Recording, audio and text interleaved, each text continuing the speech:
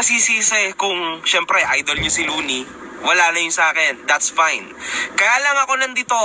Total, galit ako kay Looney. Galit si Looney sa akin. Alam nyo mga kahombre ko kasi matagal ng issue yan eh. Matagal na kaming naglalaban. Matagal ko na siyang dinidis sa YouTube. Gano'n, nagwawag ng mga panahon na siguro mga 6 years ago na nagpapapansin pa lang ako. Gano'n.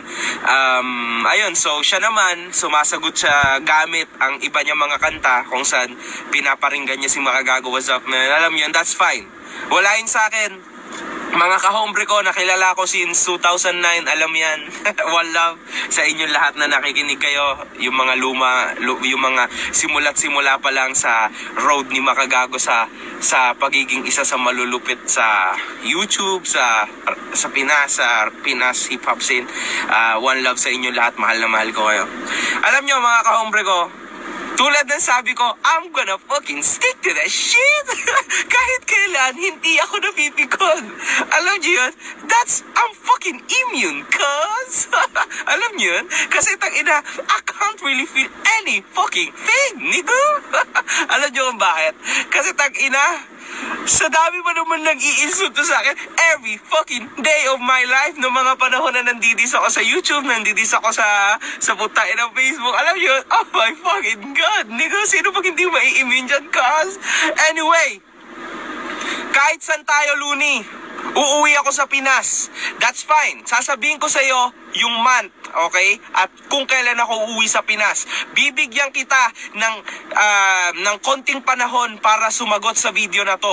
O kaya naman i-message mo ko straight dito sa fanpage ko na to. Lagi ako nag-check ng messages. I-message mo ko straight.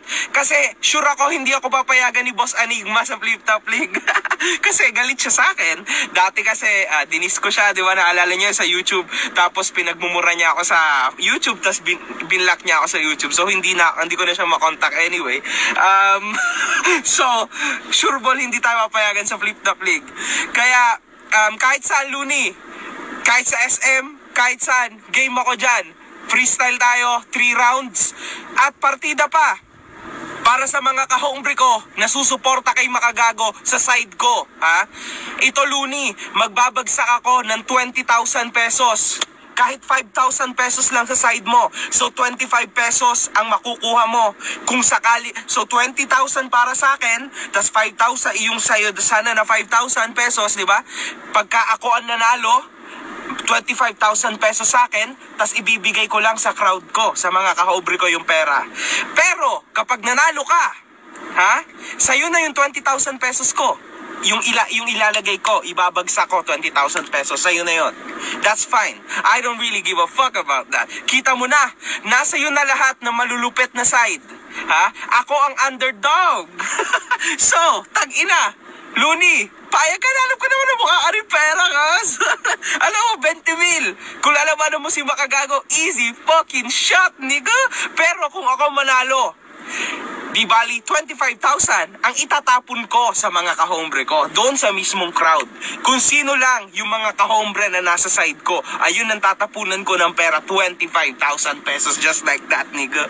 Alam mo, kasi ako sa diferensya ng mga iba nyong iniidolo, kahit kailan di ako naglalabas ng album, hindi ako nagpapasikat sa putang inang stage, at most of all, kasi hindi ako nagpapabayad.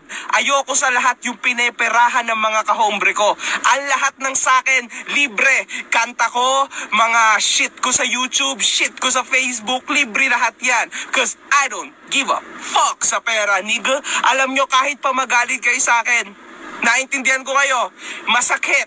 Idol nyo si Looney. That's fine with me, cause. Pero Looney, pag ito, hindi mo sinagot, isa lang ibig sabihin yan.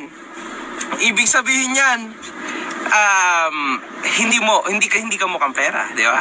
Ibig sabihin yan, wala na sa iyong 20 mil. Kasi easy 20,000 sana yun sa'yo, di ba? Malay